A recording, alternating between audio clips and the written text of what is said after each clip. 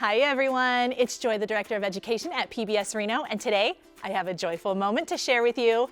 We're gonna draw Arthur. Now we're gonna do it step by step together. And in case you couldn't tell, one of my favorite characters is Arthur. So let's draw him. You're just gonna need a big piece of paper and some kind of writing utensil. I have a black marker today. You can use whatever you want.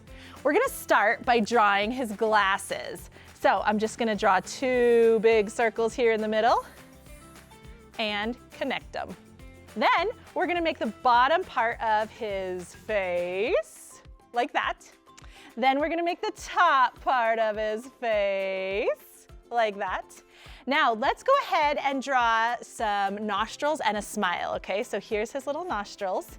And then I'm gonna make a big smile here and his lower lip. Let's draw his pupils in here. We gotta see his big eyes. Love it. And then he has eyebrows coming out like this. Let's draw his ears. His ears come up and around and up and around. And then we're gonna kind of make his inner ear as well. And the last thing Arthur needs is his bow tie. So we're just gonna kind of make a bow tie here at the bottom. Look at my cute Arthur.